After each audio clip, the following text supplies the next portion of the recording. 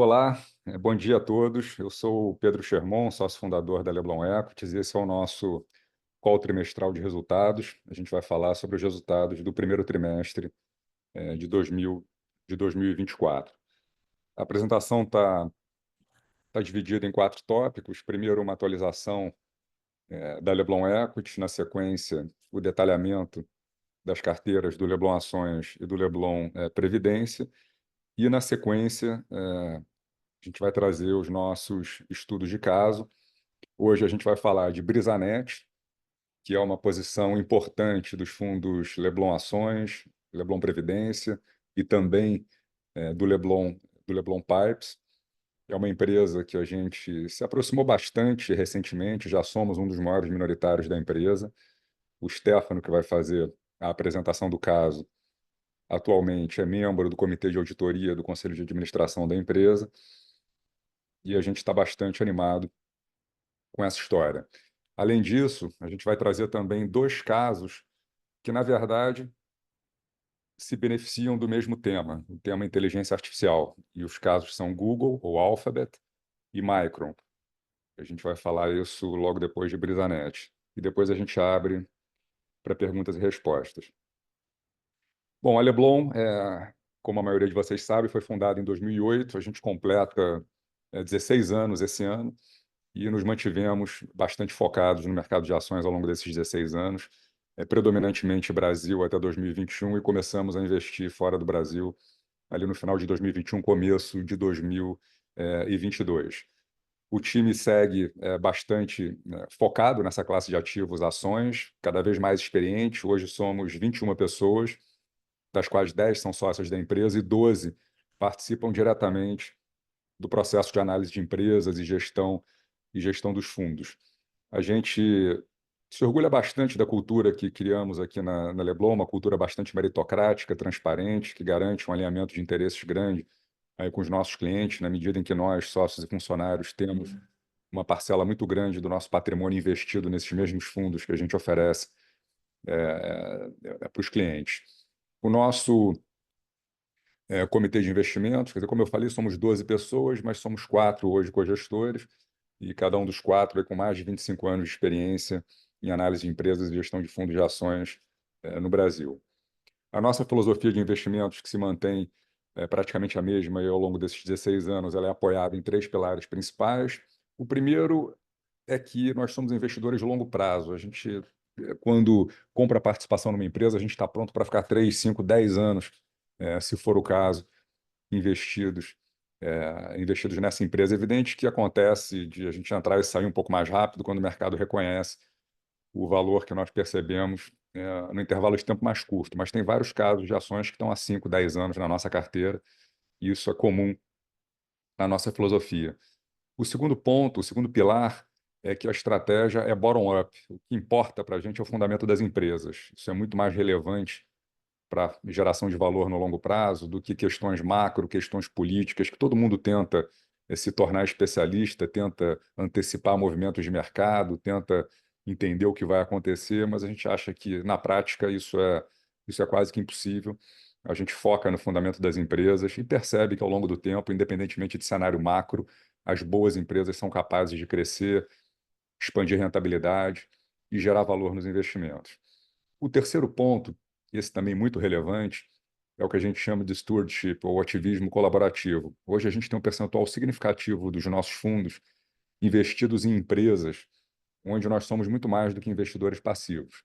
São empresas onde nós indicamos membros para conselhos de administração, nós mesmos sentamos em conselhos de administração, e isso garante para o nosso time um conhecimento muito significativo e uma capacidade superior de avaliar as perspectivas e os riscos de cada negócio onde a gente está participando. Quer dizer, o convívio no conselho de administração com as pessoas que fazem o dia a dia das empresas, acho que garante um nível de conhecimento e entendimento muito acima daquele que você consegue simplesmente falando com o departamento de relações com investidores da empresa ou lendo os releases e resultados trimestrais que as empresas publicam. Atualmente, a gente está no conselho de administração da Petrobras, que não é a posição do portfólio, mas agrega muito conhecimento no setor de óleo e gás para a Leblon, sem dúvida.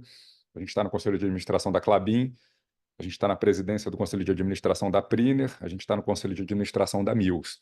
São empresas que somadas representam cerca de 20% da carteira do nosso fundo, e além disso a gente está no comitê de auditoria de Brisanet, como eu mencionei, que seriam mais outros 5% das carteiras da família Leblon Ações de Leblon Previdência. No caso do Leblon Pipes, essa concentração é ainda maior.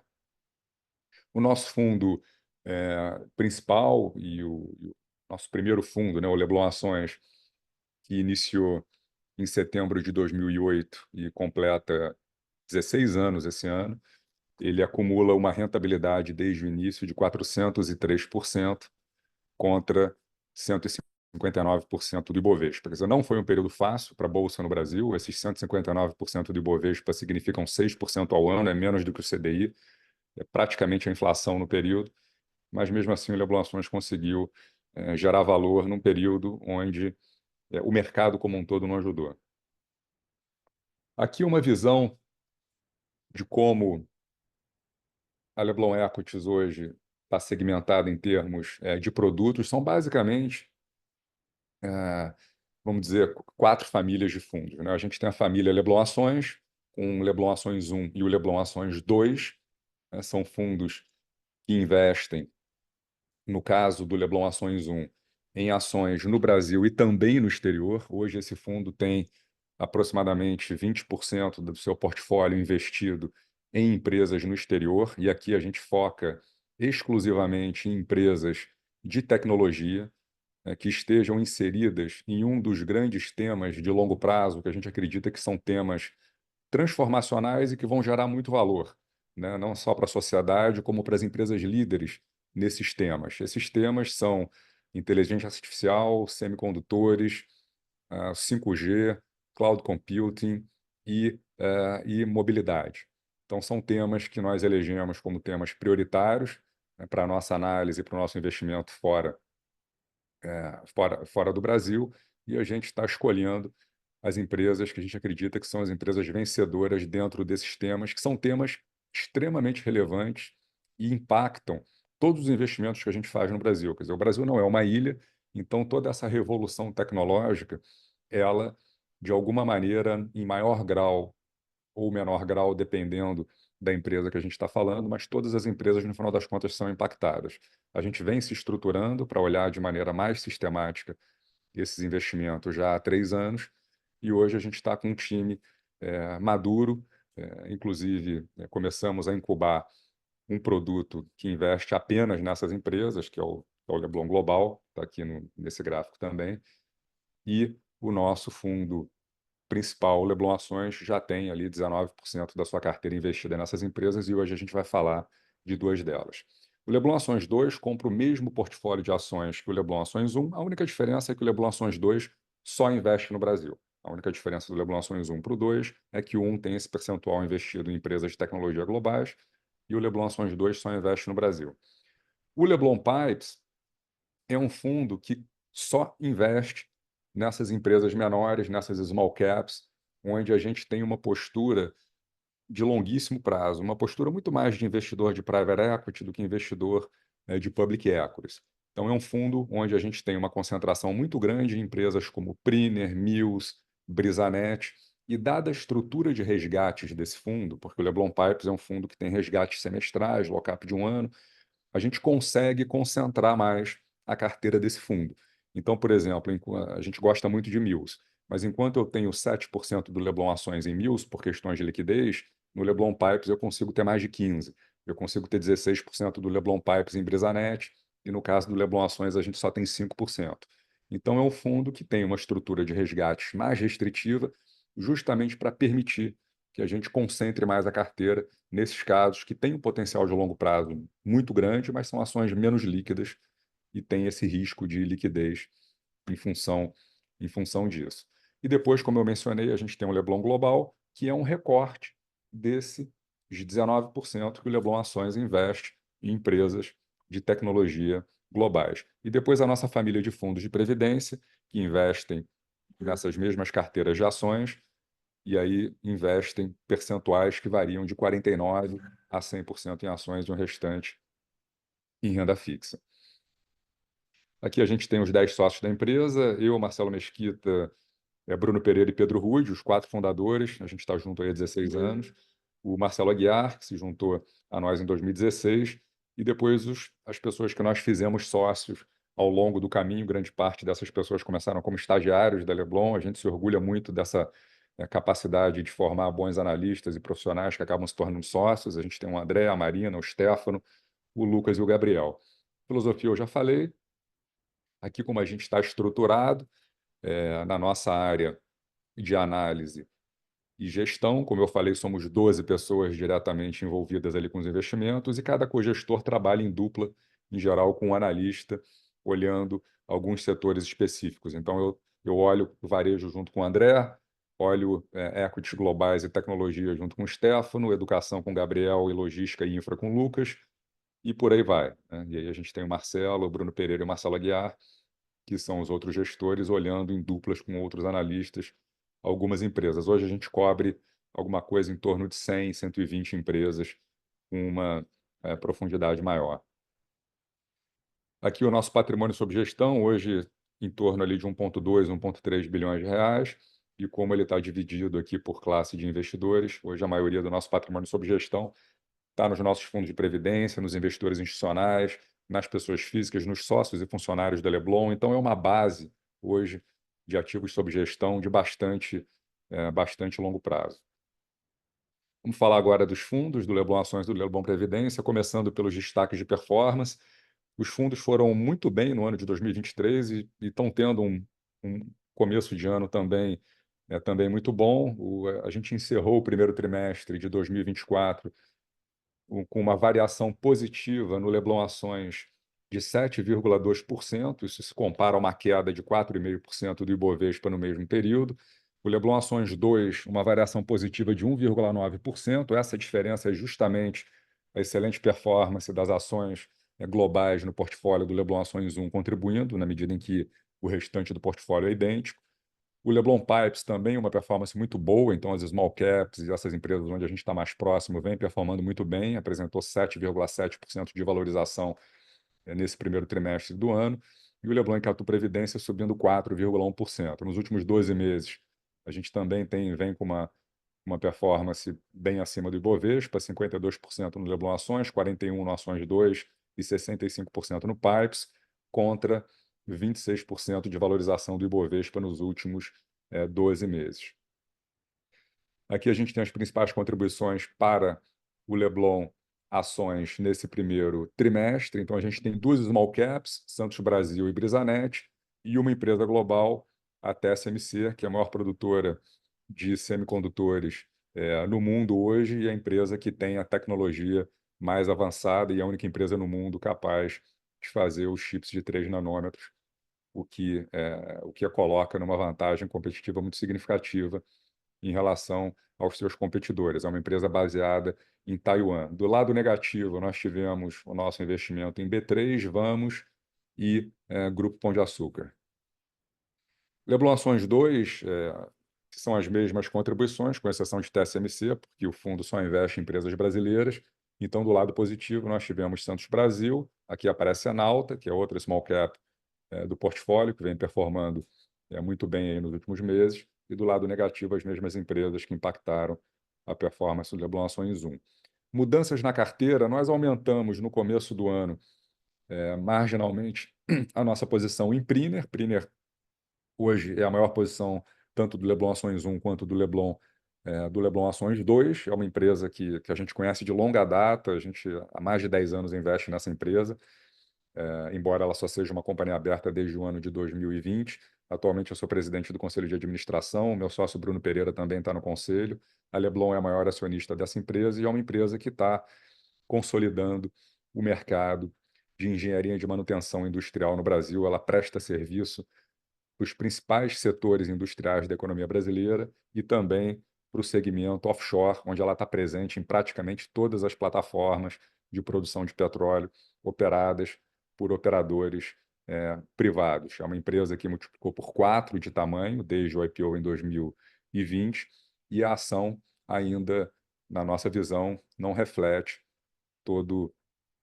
toda essa melhora dos últimos 3, 4 anos. Então, ela segue sendo a principal posição do fundo. Aumentamos também a nossa posição ali no Grupo Pão de Açúcar, no follow-on recente que a empresa fez. Na nossa visão, esse follow-on ele resolve os dois últimos grandes problemas. Na verdade, essa empresa ainda tinha três grandes problemas, né? Mas o follow-on resolve dois, que foi o Grupo Casino deixa de ser o acionista controlador do Grupo Pão de Açúcar. O Grupo Casino está em Chapter 11 na França, então isso provoca ali uma série de restrições e conflitos desse acionista controlador com a empresa. Pós-follow-on, a participação do Grupo Casino caiu para 25%, ele deixa de ser o controlador da empresa. E o follow-on também resolve a questão da alavancagem do grupo, que era uma alavancagem muito elevada antes dessa capitalização, e a empresa caminha para ter ali uma dívida líquida da ordem de uma vez EBITDA, o que é uma dívida líquida sob controle. Resta um grande desafio, que é a reestruturação operacional, que vem acontecendo. A empresa, nos últimos 4, 5 trimestres, publicou ganhos de market share, expansão de margens, melhora no capital de giro, mas ainda não é suficiente para que seja uma operação rentável. Então, a gente espera que Pão de Açúcar apresente nos próximos 2, 3 anos uma melhoria da ordem de 2 pontos percentuais na margem EBITDA. Em isso acontecendo, essa ação poderia triplicar de valor. É um caso de turnaround de uma empresa que entregou resultados muito ruins nos últimos 3, 4 anos, então o mercado não está dando o benefício da dúvida para a empresa. A gente acha que o mercado está descontando demais, não é uma posição muito significativa do fundo, é uma posição de 2,5%, mas a gente enxerga uma assimetria muito grande. Se isso acontecer, se nos próximos 3 anos ele consegue entregar essa melhoria de 2 pontos percentuais de margem EBITDA, a gente acredita que é uma ação que pode triplicar de valor nesse intervalo de tempo. A venda de Santos Brasil foi simplesmente realização de lucros, a ação performou muito bem, não só nos últimos 12 meses, como mais especificamente no último trimestre. Os resultados estão muito fortes esse ano, ela está crescendo aí mais de 20% em relação ao ano passado, beneficiada por um cenário de oferta e demanda no Porto de Santos mais apertado. Um concorrente teve problemas, ela herdou alguns clientes desse concorrente, beneficiando ali no curto prazo o resultado da operação dela. Ela tem uma renegociação com o principal cliente no início do ano que vem, e essa renegociação vai acontecer no momento em que o poder de barganha da Santos vai estar muito grande, porque o porto tá cheio, um dos competidores está com problemas, então a Santos vai estar numa posição muito boa para fazer uma renegociação vantajosa. O mercado está vendo isso também, está antecipando parte do que eu estou dizendo, e em função disso a gente aproveitou para vender cerca de 25% da nossa posição realizando lucros, mas ela permanece entre as 10 maiores do fundo. Leblon Ações 2 são as mesmas mudanças do Leblon Ações 1, mais Priner e GPA e menos Santos Brasil. Com isso, a carteira do Leblon Ações ficou desse jeito aqui no fechamento de março. Aqui nós temos as 10 principais posições do fundo. Como eu disse, Priner é a maior, na sequência Mills. Nós temos aqui duas companhias globais entre as 10 maiores, TSMC, de semicondutores, e Netflix, a maior empresa de streaming do mundo, a que mais cresce, ambas com 4% da carteira. E nas 10 maiores do Leblon Ações, nós temos 4, 5, na verdade, small caps: Priner, Mills, Brisanet, Ocean Pact e Santos Brasil. Então, quando a gente olha por classe de ativo, a gente tem um fundo que hoje investe 40% do seu portfólio em pipes, que são essas histórias onde a gente está no conselho, está próximo, é minoritário relevante, atua como quase investidor de private equity. Essas empresas somadas representam hoje 40% do Leblon Ações. As empresas globais de tecnologia são 20% do fundo, e as ações brasileiras mais líquidas, onde nós somos mais passivos nos investimentos, representam aí, arredondando, outros 40%. Aí nessa classe a gente tem lojas Renner, Natura e B3 como principais ativos. Leblon Ações 2, carteira idêntica, com exceção das ações globais de tecnologia. Então, hoje o fundo está meio a meio entre small caps, pipes e ações mais líquidas. As 10 maiores posições, a diferença é que a gente não tem TSMC e Netflix, aí aparecem BTG Pactual e BR Foods. E nas 10 maiores aqui nós temos 5 small caps e 5 ações mais líquidas, né? Além de B3, Natura e Renner, aparecem BTG Pactual e BR Foods.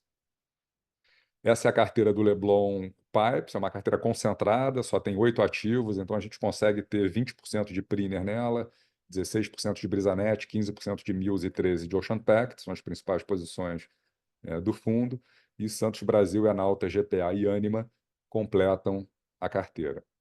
O Leblon Global, nós temos TSMC como maior posição, com 18%, na sequência Netflix, Alphabet, Uber, depois Coinbase, GBTC e Micron. A gente vai detalhar hoje os casos de Alphabet e Micron, e em outros calls trimestrais a gente vai falar de outras dessas empresas globais do portfólio do Leblon Global e também acabam participando também do portfólio do Leblon Ações 1.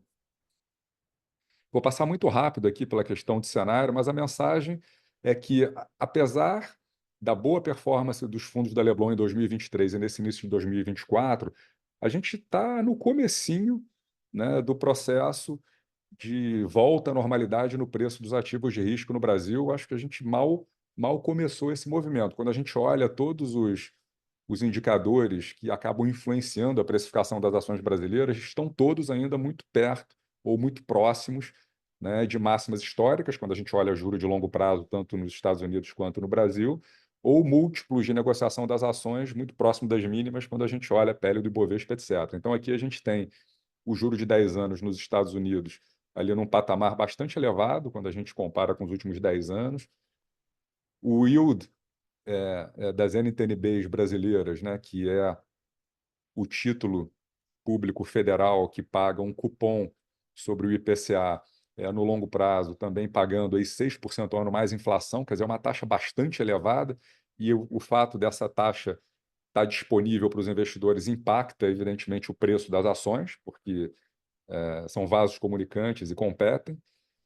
Com isso, a gente ainda tem ali o indicador preço-lucro do Ibovespa muito próximo das mínimas dos últimos 20 anos, e as small caps também não começaram a andar ainda, né? A gente observa em ciclos anteriores de recuperação de preços no mercado que as small caps sempre performam melhor do que as large caps. Isso ainda não começou a acontecer. Quando a gente olha a performance relativa das small caps contra o Ibovespa desde antes da pandemia, elas ainda estão 30 pontos percentuais atrás, quer dizer, o Ibovespa está 10, está 11% para cima desde as vésperas da pandemia, e o small ele está 21% para baixo.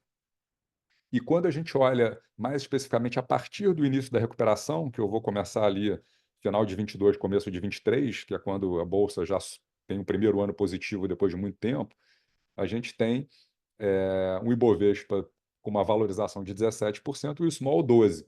Então, a despeito da excelente performance do Leblon Pipes, que está subindo aí 65% nos últimos 12 meses, quer dizer, a classe de ativos ainda nem começou a ajudar. O que fez o fundo se valorizar foi justamente o stock picking que funcionou. O Priner praticamente dobrou de preço, o Mills subiu 60%, o Ocean Pact subiu mais de 70%, mas a classe de ativos como um todo mal começou a andar. E quando a gente olha o passado, a gente verifica uma correlação muito significativa entre a performance relativa das small caps vis-à-vis Bovespa com o ciclo de juros. Então, quando você tem juro para cima no Brasil, em geral, as empresas menores performam pior do que as empresas maiores. Quando você tem juro para baixo no Brasil, que é o que a gente vai ter muito provavelmente nos próximos trimestres e anos, as empresas menores performam melhor, via de regra, do que as empresas maiores. E aí tem duas explicações para isso. Uma é fundamental: as empresas menores são mais alavancadas, têm mais dificuldade para acessar crédito, então qualquer mudança para melhor ou para pior no mercado de crédito é amplificada para as empresas menores. E a segunda explicação tem a ver com os fluxos. Então, quando você tem juro para cima, é natural que ocorra migração de recursos de bolsa para renda fixa. E aí as empresas mais ilíquidas acabam sofrendo mais nesse movimento. E a recíproca é verdadeira. Quando você tem juro para baixo, você começa a enxergar migração de recursos da renda fixa para a bolsa, e as ações mais ilíquidas acabam andando mais rápido, justamente por terem menos liquidez e reagirem mais rápido a esses fluxos de recursos. E o mesmo acontece com o Leblon Ações. Ele também acaba tendo uma correlação importante com o ciclo de juros, na medida em que a gente sempre carregou ali estruturalmente alguma coisa entre 20% e 50% do fundo em empresas menores. Aqui a gente mostra a performance histórica do Leblon Ações em diferentes ciclos de mercado. Então, aqui a gente tem três momentos de mercado em alta: 2008 a 2010, 2016 a 2020 e o início de 2023 até agora. Em todos eles, a gente superou por larga margem o índice Ibovespa, e nos dois momentos de mercado em queda, aí a nossa performance foi mais inconsistente. No primeiro mercado em queda, a gente conseguiu cair menos do que o Ibovespa; no segundo, isso não aconteceu, basicamente porque a gente não tinha Petrobras nesse período, e o fato da gente ter aumentado as small caps ao longo desse último bear market acabou contribuindo para que a gente tivesse uma performance pior do que a do mercado nesse último bear market. Bom, eu vou passar a palavra agora para o Stefano. Ele vai falar aí brevemente sobre Brisanet e as nossas duas empresas que se beneficiam desse grande tema do momento, que é a inteligência artificial. Então, ele vai falar de Brisanet, Micron e Alphabet. Vamos começar com Micron, Stefano. Bom dia, pessoal. Micron é uma empresa americana que desenha e fabrica componentes de memória e armazenamento. Isso quer dizer que, diferente do que está se tornando padrão no mercado, ela não só desenha, como ela tem um parque fabril que faz o componente que ela criou. Isso é um pouco diferente do que a gente vê nas empresas que estão mais na mídia hoje em dia, como a Nvidia e a AMD. Então é importante fazer esse primeiro destaque. Ela é uma empresa verdadeiramente global, um parque fabril global, não só uma carteira de clientes. Então é engraçado você mostrar como, mesmo hoje, a gente falando do nearshoring, essa aqui é uma das principais empresas de semicondutores americanas, mas 80% da mão de obra fica na Ásia, entre China, Taiwan, Japão e outros lugares. E ela tem um portfólio de produtos bastante amplo. Os clientes vão desde fabricantes de celular, a provedores de cloud, fornecedores de cloud, fabricantes de servidores e computadores pessoais, e indústria automobilística, num produto totalmente diferente. Aqui eu trouxe só algumas fotos para a gente tangibilizar do que a gente está falando, e eu acho que ajuda a entender. Então, acho que todo mundo que já comprou um computador, e principalmente quem já abriu o computador e tentou montar um, já viu um pente de memória, uma memória RAM. Aqui tem uma foto desse produto no portfólio da Micron, DDR5 SD-RAM. Se você olhar na direita, você tem o DDR e ele é acrescentado da sigla LP, de Low Power. É um produto análogo do que a gente vê no nosso computador, mas feito para ser mais eficiente, então ele é geralmente utilizado nos nossos celulares. Embaixo a gente tem um produto novo que eles apelidaram de HBM, High Bandwidth Memory, que é basicamente um produto que vai embutido dentro de um processador, como o da NVIDIA. Isso aqui é importante destacar, porque é uma nova categoria de produto que tenta resolver um problema que a gente está crescendo muito na computação. A gente cresceu muito no tamanho dos armazenamentos e da memória que a gente tem, mas a transferência de dados entre um e outro é um problema hoje. Do que adianta ter uma parte do ciclo muito rápida se a transferência do dado da memória para o processador é mais lenta? Isso aqui é um jeito de você atacar esse problema. Importante, a gente vai comentar um pouquinho mais para frente. E SSDs, que substituem os nossos antigos hard drives, para quem se lembra. Acho que hoje muitos dos computadores hoje utilizam SD. A gente tem SSD para data center e tem para clientes, como que a gente usa no nosso computador. Então essa é uma descrição do que é a companhia. No próximo slide, a gente fala um pouco do que é a indústria. Só para dar um contexto. A indústria de semicondutores, mais de 80% dela, a gente chama de indústria de circuitos integrados, que é esse gráfico de pizza à esquerda.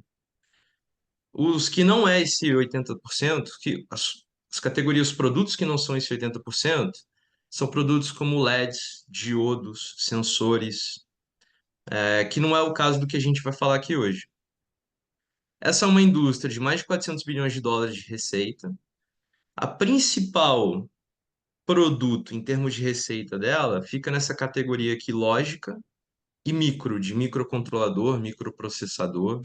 Acho que todo mundo já ouviu falar um pouco desses nomes. Então, entre essas duas categorias, a gente vê os componentes que a gente tem ouvido falar bastante no que se diz sobre AI hoje.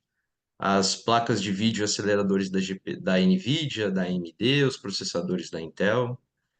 O setor em que a gente está investido, nesse caso, ele é menor. Ele é metade do tamanho de lógica e ele está aqui destacado em azul, o setor de memória. A Micron não está dentro desse setor aqui. E se você olhar como esse setor se divide entre os players, a gente basicamente tem uma configuração de três players dominantes. Aqui eu estou falando do gráfico de pizza à direita. Você tem duas empresas coreanas com quase 70% do mercado, Samsung e SK Hynix, SK Group. E se você olhar aqui fora Micron, que está destacado no azul mais escuro, você tem Toshiba e WDC, que hoje estão num processo de tentativa de fusão, e uma delas é investida indiretamente da SK Hynix. Além disso, elas focam num produto de storage, de armazenamento específico, numa tecnologia um pouco mais antiga, principalmente de HD. Então, se você olhar essa divisão do mercado, considerando esses vasos comunicantes e só considerando as tecnologias mais recentes, que estão em maior crescimento, a gente está falando de um mercado muito concentrado, de apenas três players. E aí, no próximo slide, a gente fala um pouco do que é a dinâmica desse mercado no tempo. O gráfico já te diz que isso aqui é uma indústria com cara de ser cíclica, e a gente teve um histórico nos últimos 10 anos relativamente volátil. Então, de 2016 para 2018, você tem uma indústria que dobra de tamanho em um pouco menos de 2 anos. No ano seguinte, a gente já tem um vale significativo, mas que é retomado logo na sequência. E a gente se encontra numa fase que hoje a gente acredita estar saindo, que é a sair de uma indústria de 160 bilhões de dólares para 90 bilhões, que foi o último ano de 2023. Isso é uma queda significativa. Essa indústria trabalha com estoque curto e ciclo de produção longo. Então, para você desenhar um novo chip de memória, vão alguns bilhões e alguns anos. Quando você tiver com o desenho certo e o cliente quiser comprar ou você quiser empurrar no mercado, você ainda demora 12 a 16 meses para rampar a produção e você não consegue parar o ciclo no meio do tipo, agora eu quero trocar essa linha aqui para produzir outro produto porque eu acho que eu previ a demanda errada. Então, quando você tem esses solavancos muito grandes de demanda, o que acontece no próximo slide é que a indústria acumula estoque. Isso é muito nítido quando a gente olha a Micro. Se você olhar o passado até 2022, a gente tem quase que um salto quântico em números de dias de estoque para 2023, mas que tem sido resolvido aos poucos aqui em 2024. Só um pequeno comentário, pessoal. A gente faz questão de usar ano fiscal, FY e FQ, Fiscal Quarter, porque essa empresa tem um ano fiscal um pouquinho diferente, ele não termina em dezembro. Só um pequeno comentário. E se a gente parar para analisar Micron só com essas informações, a gente fala, poxa, isso aqui é um caso de uma indústria cíclica, de uma empresa provavelmente tentando ajustar estoque, talvez numa situação de turnaround. A análise que a gente faz é um pouco diferente. Ok, que a indústria é cíclica, o passado mostra isso, mas no próximo slide, a gente olha o que é uma tendência nova, atuando na cadeia de valor e chegando no resultado dessa empresa. Com toda a hype que a gente tem hoje em AI, e em semicondutores também, gasta-se muita atenção, tanto da mídia, dos jornais, quanto dos relatórios de mercado, para falar da camada do software. É o ChatGPT versus o Google. São as startups criando novos LLMs. É, são reinvenções de LLMs no modelo que cada vez as inovações parecem que acontecem a cada semana. E aí, de repente, descobre-se que tem algumas empresas como a NVIDIA que dominam um pedaço desse processo, com mais de 90% de share. E a discussão ficou muito enclausurada ali. O que acontece com essa empresa é que numa situação que foi negativa até o ano passado, hoje, com toda essa demanda de cloud que a gente consegue olhar no CapEx dos grandes provedores como Google, Amazon, Microsoft, Oracle, e com tudo que os venture capitals e startups estão fazendo para desenvolver seus novos modelos de AI, a demanda para produtos que suportam isso aumentou enormemente. Em termos absolutos de receita, não é isso que faz a diferença. Só que como existe uma urgência, uma demanda por isso, Isso não só tira a atenção da linha de produção, e lembra, é difícil você mudar essa linha de produção entre produtos, uma vez que você começou, você geralmente leva isso até o fim. Então você criou um processo em que não é uma questão de aumento de volume, mas é uma questão de aumento de preço médio significativo. Porque as linhas de produção estão tentando atender esses produtos de mais alta tecnologia para atender as NVIDIAs e servidores cloud. Tudo isso faz o portfólio inteiro de produtos subir de preço. Então, se você olhar nessa tabela, ali na esquerda a gente tem anual e na direita trimestral.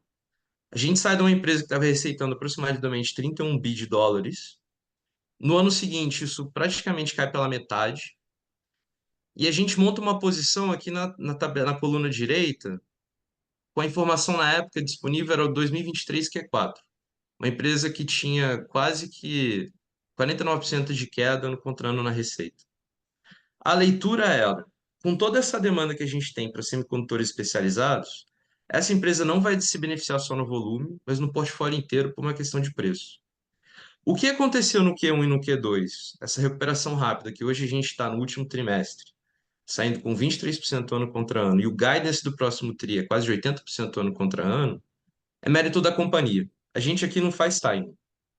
A gente só fez um estudo aprofundado para pegar uma informação que estava lá pública, mas escondido no meio do barulho, para tentar fazer uma aposta de longo prazo de que essa empresa aqui se beneficiaria sobre esse tema. E se você vê aqui esse conjunto de colunas da direita, os fundamentos estão melhorando de forma muito rápida. Não só em termos de receita, mas rentabilidade. E aí, no próximo slide, isso é o que a gente gosta de frisar. Esse exemplo dessa empresa é legal para a gente exemplificar o que a gente chama de análise de longo prazo e fundamentalista. A informação está pública. Citações como essa que está aqui na tela, do próprio CEO da empresa dizendo que eles serão um dos maiores beneficiados dessa nova corrida sobre AI, são públicas e acontecem em alguns trimestres, se bobear alguns anos. A grande diferença não é acertar um timing que isso acontece, mas a pesquisa para te dar confiança e tomar uma aposta significativa de que isso aqui é verdade. E aí, basicamente, a gente comprou uma empresa que, se a gente acreditasse que o ciclo ia passar, estava olhando um PI dali a 1 ou 2 anos de 7 ou 6 vezes. O que é raríssimo nesse segmento de semicondutores e AI hoje, onde todo mundo negocia com múltiplos inflados. Então, veja, a gente achou um investimento que a gente achou, considerando as nossas premissas, barato, e que a gente tinha certeza de que nessa analogia de funil, AI acontece aqui em cima e isso para em algumas empresas aqui na cadeia de suprimentos, ia se beneficiar em algum momento. E essa aposta se pagou.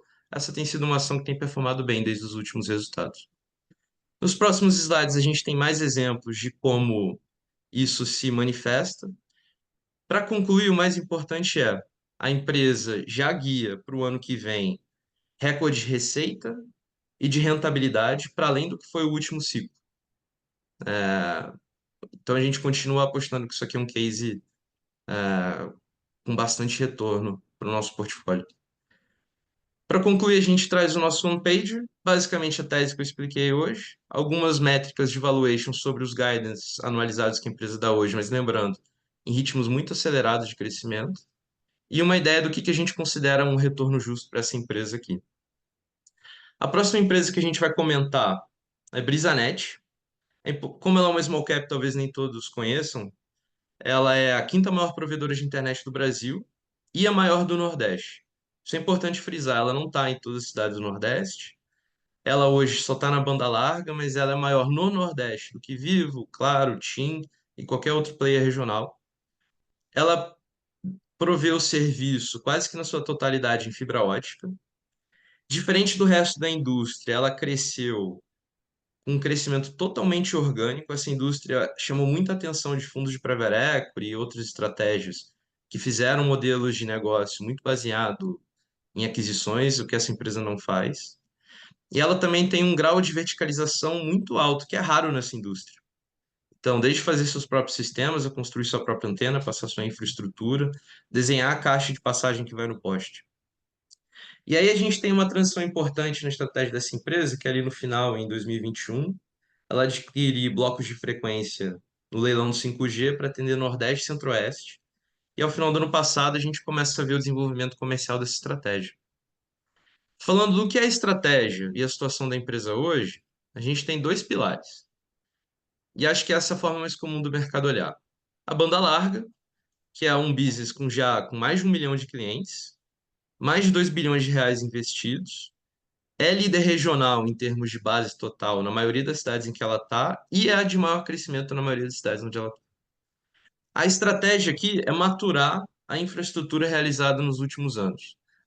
Com mais de 2 bilhões investidos, essa empresa está em mais de 150 cidades e ela não chegou no seu potencial maturado ainda. É uma empresa que vem demonstrando crescimento acelerado, crescimento significativo, mas ainda tem bastante espaço nessa infraestrutura para ser ocupado. E ali no 5G, a gente já tem uma infraestrutura que hoje cobre 5 milhões de habitantes, conforme a empresa divulgou no último resultado trimestral. O guidance oficial da empresa até o final deste ano cobre 14 milhões, isso é bastante significativo. E a estratégia comercial hoje está em ambiente controlado para ir desenvolvendo os canais de venda e aprender o comportamento do cliente. Mas conforme isso for sendo desenvolvido e liberado para o mercado, a gente espera uma certa aceleração. Isso pode ter um impacto no curto prazo na margem, no sentido de que você tem que botar mais gente no call center, mais gente na rua para atender uma demanda futura, mas que tem um grau de alavancagem operacional muito rápido, muito alto. Uma visão diferente que a gente tem é, enquanto o mercado está olhando banda larga e 5G como se fossem duas unidades de negócio separadas, a gente está olhando os dois como uma coisa só e muito sinérgica. Porque a maior CAPEX do 5G está na passagem da fibra, que é um investimento que já foi feito e já foi monetizado, e tem uma sinergia comercial muito relevante em você poder vender combos de produto para os mesmos clientes. No próximo slide, a gente vai fazer uma pequena recapitulação do que foi o contexto da empresa. São números que chamam muito atenção. Então, entre 2023 e 2018, a empresa multiplicou a infraestrutura por 8. Ela passa na frente de 8 vezes mais casas, são 7 milhões de domicílios no final do ano passado. O número de clientes conectados multiplicou por 5. A receita multiplicou por quase 6. O EBITDA é uma margem alta, apesar dos investimentos significativos no 5G que ainda não foi monetizado. E a gente já vê, mesmo com uma empresa que está crescendo 25% ano contra ano, uma geração de caixa significativa, free cash flow, aqui na linha destacada em laranja.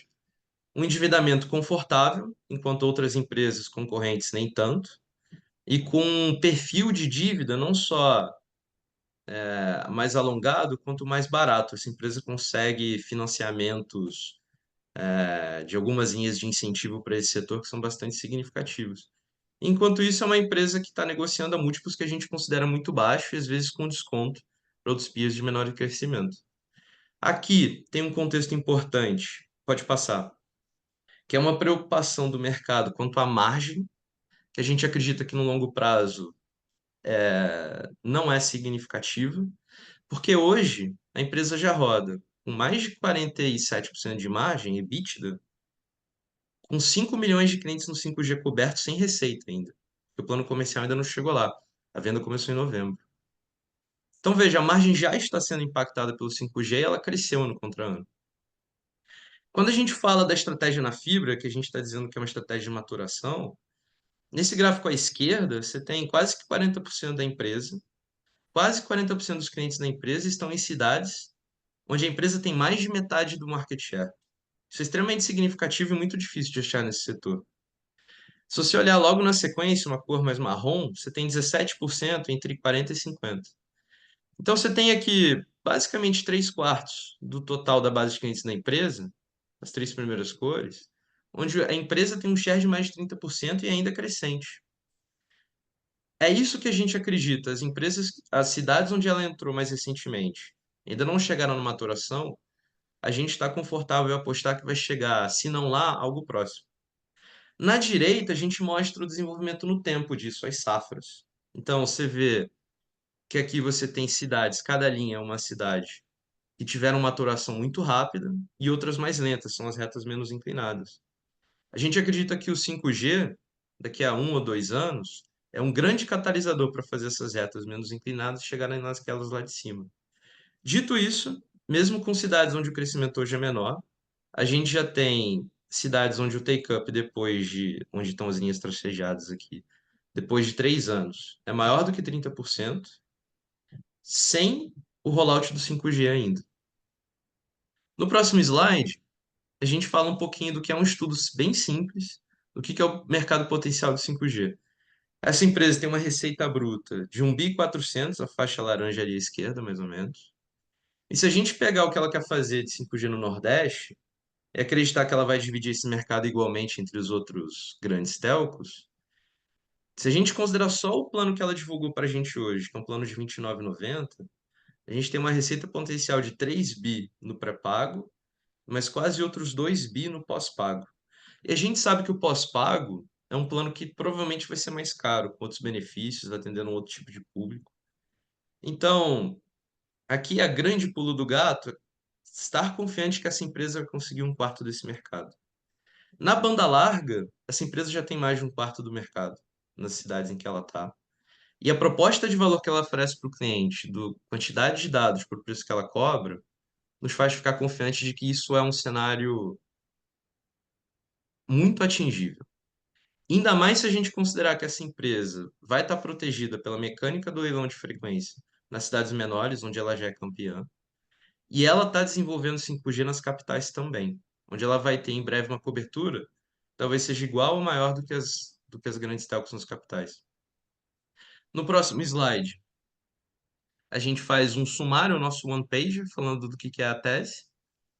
A gente comentou aqui ao longo dos slides o que é uma lógica de valuation. Como o Sherman comentou, são empresas que hoje são descontadas, tanto por uma questão de liquidez quanto percepção da indústria, e a gente acredita que tem retornos significativos aqui. O momento atual é uma empresa que segue em crescimento elevado, a margem cresceu ano contra ano, apesar de uma preocupação com a margem por causa do 5G, e a gente está no momento de monetizar investimentos relevantes que foram feitos nos últimos 3 anos. E aí, por último, na próxima slide, a gente tem o caso de Alphabet. Nas palavras do cofundador, Alphabet é uma coleção de companhias de A até Z, por isso Alphabet, alfabeto. E é importante frisar isso. A carta, quando a Alphabet foi criada, a holding, que depois consolidou o Google, isso é muito claro na carta de fundação, que é uma empresa que deve prosperar com líderes fortes e independência. Então, a ideia é uma holding que fica tentando controlar a alocação de investimentos, a alocação de capital, e dá liberdade para os CEOs desenvolverem os seus próprios negócios e marcas. Então, hoje o Google é o principal motor de receita da companhia, ele representa pouco mais da metade da receita, mas o portfólio da empresa é gigantesco. Se você olhar ali na direita, tem um pequeno print do portfólio de produtos apenas para indivíduos. Ainda tem um portfólio de produtos para enterprise, cloud e outros. E é engraçado comentar, porque eu acho que a maioria das pessoas tem uma ideia de que o search é muito mais relevante do que ele realmente é, e não tem ideia da quantidade de produtos desenvolvendo dentro da empresa. Tem desde uma provedora de banda larga lá dentro, chama Google Fiber, tem uma linha de hardware, então eles hoje fabricam celulares, smartwatches, outros produtos que não vendem no Brasil, mas tem crescido nos Estados Unidos. Tem uma empresa de robotáxi autônomo que já está funcionando em 4 cidades nos Estados Unidos e crescendo bastante, com mais 100 mil usuários. E uma infinidade de outros serviços dentro de Google Cloud, etc. No próximo slide, a gente fala um pouquinho do que é esse breakdown de receita. Então, aqui a gente tem um pouco mais de 40% da receita da companhia em segmentos da qual fala-se pouco, mas em muitos deles a gente tem crescimento acelerado. Então, isso é importante colocar em contexto, porque essa empresa, por um momento, teve uma queda, teve um derating significativo por medo de disrupção pelo AI, pelo chat GPT, pela uma forma diferente de se fazer pesquisa além do search. Mas se a gente olhar no próximo slide, o search até agora não mostrou nenhum grande sinal de ser disruptado. O CAGR nos últimos 3 anos de crescimento de receita é de mais de 20%. E o último data point é um crescimento ano contra ano de 13%. É difícil ver a anedota e o risco a anedota do risco e encontrar um correspondente dele nos números. E aí, se a gente olha nas outras linhas de produto, como cloud, A gente tem um negócio que está crescendo num ritmo ainda mais acelerado, 52% de CAGR e 26% ano contra ano no último tri. Mais um outro negócio de hardware e assinaturas, que a gente comentou um pouquinho mais cedo, crescendo quase 30% de CAGR. E não só isso tem um efeito na receita, como isso tem um efeito na margem. Esses negócios são investimentos. Às vezes, plataformas que atendem bilhões de pessoas exigem um investimento considerável e isso afeta a margem. Então, se você olhar no próximo slide, a margem do cloud foi negativa e muito negativa por muito tempo. Mas veja a evolução acelerada que ela teve nos últimos 6 trimestres. Isso tem um efeito que é magnificado no lucro. A gente não só está vendo um crescimento de receita, mas ele aparece ainda muito maior no resultado operacional da empresa e no lucro. E aqui, para terminar, falar um pouco de opcionalidades. A gente geralmente fala de opcionalidades no sentido de receita. Então, aqui a gente tem o robotáxi da Waymo, a gente tem empresas sobre saúde de precisão com tecnologia barata, que é a Verily, a gente tem desenvolvimento de um computador quântico no Quantum AI, a gente tem desenvolvimento de serviços de automação industrial na Intrinsic, a gente tem a Calico investindo em biotecnologia, desenvolver estudos para entender a longevidade humana, e ainda tem o X, o Moonshot Factory, que é um guarda-chuva que engloba mais umas dezenas de outras iniciativas. Tudo isso pesa na margem. Tudo isso é energia potencial que a empresa está acumulando e que mesmo que algumas dessas não sejam significativas daqui a 5 anos, se uma delas for, a gente está falando de mercados de centenas de milhões ou bilhões de usuários.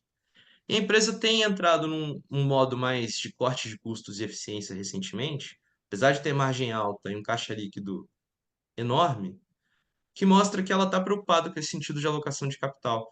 Então, opcionalidade não só de receita, mas de mostrar que a energia potencial, a margem potencial que está ali dentro da empresa é muito maior do que a atual. E aí, por fim, a gente também termina com o nosso one-page, falando a tese, que é o que eu comentei com vocês, algumas pequenas métricas de valuation.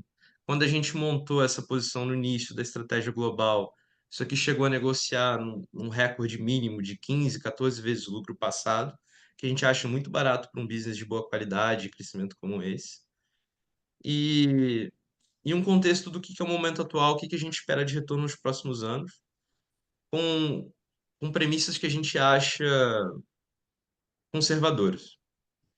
Então, acho que esses são os 3 casos que a gente gostaria de falar, e 2 deles contam uma visão diferente, fundamentalista sobre o tema de AI, uma visão diferente sobre o risco de disrupção, o outro, um play sobre a cadeia de suprimentos, que levou a gente a montar uma posição que hoje transformou completamente. Era um case de quase tronal de mudança de ciclo em Micron, e hoje a gente está falando de um dos maiores beneficiados dessa corrida por desenvolver modelos de machine learning.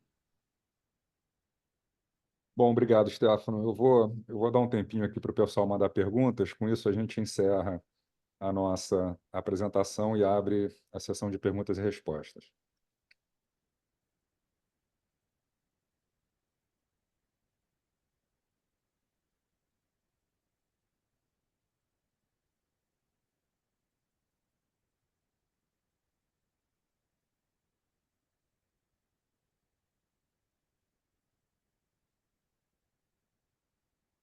Chegando às primeiras perguntas aqui, a primeira pergunta, uma pergunta sobre Priner, se a gente poderia comentar sobre Priner, sobre a Assembleia e indicação para conselho. Como eu falei, a Priner está num momento operacional muito bom. É uma empresa que, na ocasião do IPO em 2020, tinha uma receita da ordem de 250 milhões de reais para um EBITDA de 25, e encerrou o ano de 2023 com uma receita um pouco acima de 1 bilhão de reais e um EBITDA da ordem de 130. Quer dizer, ela multiplicou a receita por 4 vezes em 3 anos e multiplicou o EBITDA por pouco menos de 5 vezes no mesmo período. Ela fez isso basicamente aproveitando o fato de que ela estava muito capitalizada durante aquele momento difícil da pandemia, 2020, 2021 e 2022. Ela conseguiu adquirir 7 empresas, nos últimos 2 anos e fez investimentos orgânicos bastante assertivos. Hoje ela tem um portfólio de serviços que ela oferece para os clientes muito mais completo do que o portfólio de serviços que ela tinha na sua fundação e do que ela tinha também antes do IPO. Esse é um quebra-cabeças que a empresa segue montando, quer dizer, a quantidade de serviços que podem ser prestados numa planta industrial, numa plataforma, são extensos e a gente segue buscando oportunidades de adquirir empresas que tragam mais capacidade de engenharia e novas tecnologias para que a Priner possa oferecer para os clientes que ela já tem uma gama de serviços maior. A empresa está num momento muito bom. Nessa assembleia, a gente, a princípio, deve manter um conselho de administração ali com 5 membros, que é o que a gente tem, é o que a gente tem hoje, mas a gente acabou de fazer um follow-on, e nesse follow-on foram captados 90 milhões de reais, mais de 15 gestores, gestoras se tornaram novos acionistas da Priner. A operação foi um sucesso do ponto de vista de diversificação da base acionária, então hoje nós temos muito mais instituições, assets, gestoras na base do que nós tínhamos pré-follow-on, e algumas dessas novas gestoras com posições relevantes. Então, a gente está pronto para aumentar a quantidade de cadeiras no Conselho de Administração, caso algum desses novos acionistas tenha interesse em participar, em indicar alguém. Isso é uma discussão que está em aberto ainda. Tem uma pergunta aqui sobre Alphabet que eu vou passar para o Stefano. Nós vemos anualmente o crescimento da Alphabet, com serviços que vão muito além de conteúdo e search. Recentemente, vemos uma constante evolução no tema da inteligência artificial. Por isso, na visão de vocês, de que forma a Alphabet vem se posicionando na disputa pelo mercado de inteligência artificial? Uma boa pergunta. A empresa, eu acho que foi pioneira. Se você pesquisar os grandes desenvolvimentos dos modelos de LLMs, os Large Language Models que a gente conhece, que estão por trás do ChatGPT e outros, a empresa foi grande contribuidora em vários papers, em várias pesquisas, e métodos que hoje todo o mercado utiliza. A gente está falando coisas aqui de 2015, 2016, método de atenção, transformers, esses são os jargões. Quando sai a liberação do ChatGPT, isso coloca um pouco a empresa numa defensiva. E aí ela desenvolveu alguns produtos que são análogos, são basicamente chatbots. Independente se você está usando para conversação, ou para geração de imagem para vídeo, o formato é de um chatbot. Então vamos colocar nessa categoria de chatbot. Mas AI é muito mais do que isso. Então vai ter processo de AI embutido dentro do software de PowerPoint que você está usando, de slide que você está usando, dentro da planilha que você está fazendo, dentro do seu editor de texto, dentro do programa que você usa para codificar, se você é um programador. E o número de aplicações não está bem definido. O que a empresa fez desde então não é só reagir, não é só criar o seu chatbot concorrente e liberar ele para público. É desenvolver semicondutores que possibilitem fazer isso com uma eficiência maior. Então, saiu até notícias recentemente da empresa criando semicondutores específicos para alguns processos de machine learning. Ela já tinha o seu TPU, que é um hardware muito específico para esse tipo de processo, Tensor Processing Unit. Então, muito além do que competir produto contra produto, o AI vai estar embutido talvez em quase todos os produtos que a empresa oferece, nos serviços de cloud que ela dá para as grandes empresas, na forma como ela embute isso nesses serviços. É um negócio que modifica o portfólio inteiro, não é só uma questão de esse produto é melhor do que o ChatGPT ou não. Uma terceira pergunta aqui como vocês estão vendo a situação do Pão de Açúcar após o follow-on? Como eu comentei, quer dizer, a gente via até antes do follow-on 3 grandes desafios para o grupo Pão de Açúcar. O desafio de ter um controlador numa situação de falência e um controlador que acabava impondo custos extras para a companhia ao longo dos últimos anos. A gente viu um problema de alavancagem que vinha sendo resolvido ao longo dos últimos anos, na medida em que o Grupo Pão de Açúcar conseguiu vender ativos não estratégicos, como a operação do Êxito na Colômbia, como vários imóveis aqui no Brasil, com uma participação que eles tinham na Cianova. E o terceiro problema é o problema do turnaround operacional da operação remanescente, que é a operação dos supermercados de vizinhança, mais especificamente ali na bandeira Pão de Açúcar e na bandeira Minuto Pão de Açúcar. O follow-on endereçou de maneira bastante assertiva, na nossa visão, os dois primeiros problemas. Então, o Grupo Cassino deixa de ser o controlador da empresa.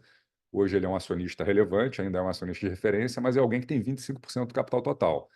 Essa empresa não tem pós-rompil, então amanhã acionistas que se unirem podem, por exemplo, eleger a maioria do conselho. A questão da alavancagem também foi de maneira importante ali endereçada. Então, pós-follow-on é uma empresa que tem ali uma dívida líquida EBITDA da ordem de uma vez, pela nossa conta, talvez um pouquinho mais. E resta um terceiro desafio, que também é um desafio relevante, que é o desafio da conclusão do turnaround operacional. Essa empresa hoje, ela roda com uma margem EBITDA à moda antiga, que é o que a gente gosta de olhar varejo, né? Incluindo ali a despesa de aluguel dentro do resultado operacional, que é a maneira pré-IFRS de se analisar. Ela trabalha hoje com uma margem EBITDA da ordem de 2%. Né? Para que ela seja lucrativa, ela precisa ter uma margem EBITDA pré-IFRS de alguma coisa entre 4% e 5%, porque 2% sobre 20 bi dá um EBITDA ali de 400, 500 milhões, que não é suficiente para a empresa pagar a despesa financeira, que hoje é bem menor, porque a dívida caiu, e também para fazer o capex mínimo que eles precisam. Né? Ele não precisa investir a depreciação nos próximos anos, ele deve investir menos do que a depreciação, na nossa visão, mas essa margem hoje de 2% não é suficiente para pagar a despesa financeira e o capex mínimo que a empresa tem que fazer. Mas a empresa tem um plano de reestruturação operacional em andamento e eles esperam conseguir chegar com alguma tranquilidade nos próximos 2 anos a essa faixa entre 4 e 5. Em chegando, a gente está falando de uma empresa que poderia negociar ali entre 9 e 10 reais por ação, assumindo que o mercado vai pagar 5, 6 vezes EBITDA, caso isso aconteça, o que é um múltiplo baixo quando a gente compara ali com os comparáveis no setor.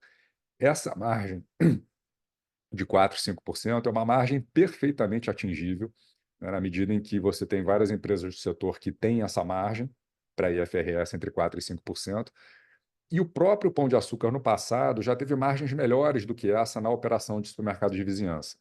Então, ali entre 2010 e 2015, essa operação tinha margens EBITDA pós-aluguel de 6, 7%, quer dizer, muito acima desses 4, 5 que eu estou falando, que seriam suficientes para levar a ação a triplicar de valor. Mas nos últimos 10 anos, quer dizer, o grupo cometeu uma série, né, de erros estratégicos, adquiriu varejo de eletroeletrônicos, diversificou bastante ali o portfólio de ativos, tinha atacarejo, tinha hipermercado, quer dizer, tudo isso foi sendo vendido e desmontado ao longo dos últimos anos, e o Pão de Açúcar voltou a ser uma operação 100% focada no supermercado de vizinhança. Então a gente acha que, e efetivamente, quando você olha os últimos 4, 5 trimestres, em que pese o fato das lojas Pão de Açúcar ainda não estarem no patamar que elas eram há 10 anos atrás, quer dizer, o Pão de Açúcar tem uma presença muito grande em São Paulo.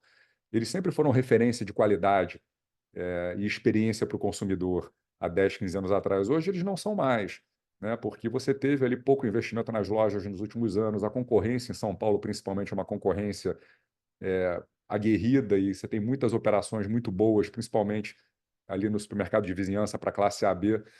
Então, eles, de fato, ficaram um pouco para trás nos últimos anos, mas com esse enxugamento do portfólio, foco no supermercado de vizinhança e estão dando uma atenção maior para as lojas, esse gap ele vem diminuindo e isso tem se refletido num ganho de market share que não acontecia há muito tempo. Então, o Pão de Açúcar voltou a ganhar market share nos últimos 4, 5 trimestres de maneira consistente, está expandindo margem bruta e isso está acontecendo com capital de giro sob controle. São indicadores importantes que a gente vai seguir monitorando aí nos próximos trimestres, porque, como eu falei, quer dizer, tem uma simetria muito grande. Se essa reestruturação acontece, é uma ação que pode triplicar de valor, mas, evidentemente, como todo caso de turnaround, é um caso mais arriscado, não é uma posição muito significativa para o fundo, é uma posição de 2,5% do fundo atualmente, mas a gente gosta dessa simetria. Acho que tem tempo aqui para mais uma ou duas, deixa eu pegar aqui. essa é fácil, é mais rápida. Qual o percentual em caixa do fundo Leblon Ações atualmente? A gente está com 4% em caixa, então a gente está bastante comprado, reflexo das oportunidades que a gente enxerga, tanto nas small caps quanto nas empresas mais líquidas e nas empresas globais. Então, hoje a gente tem 4% só do fundo em caixa. Esse patamar é baixo quando a gente olha para a nossa história. E tem uma última pergunta aqui, que a gente pode responder rapidamente, Stefano, que é sobre Brisanet.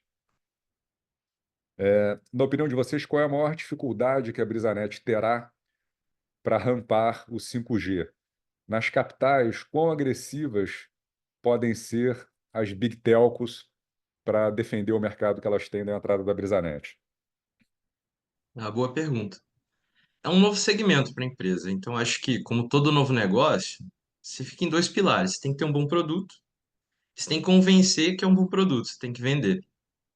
Ter um bom produto é fazer infraestrutura, ter o sinal forte, é ter uma cobertura ampla, é quando o cliente entrar deixar ele feliz. Tem um pouco de prover um bom app, uma boa transparência, um bom atendimento ao cliente aqui também, nesse sentido de produto. Nisso, a empresa parece executar bem. Ela já atende melhor a banda larga, ela é líder nos rankings de qualidade, ela está construindo a infra de forma muito acelerada. O grande desafio é comercial. É um produto novo, você tem que entender o comportamento do cliente, você tem que entender o comportamento dos seus canais de venda, provavelmente eles podem ser um pouco diferentes do seu produto anterior. Então é um negócio que você vai experimentando, ajustando, experimentando, ajustando. Tudo isso se desdobra em mais coisas, tá? A gente pode entrar em vários detalhes aqui, mas acho que os grandes pilares são esses. Bom, obrigado, Stefano. Eu queria agradecer a participação de todos. Caso alguém tenha alguma outra dúvida que não colocou aqui no chat e queira conversar depois, a gente está à disposição, a equipe toda está à disposição, como sempre. Então, obrigado, bom dia a todos e até o nosso próximo call.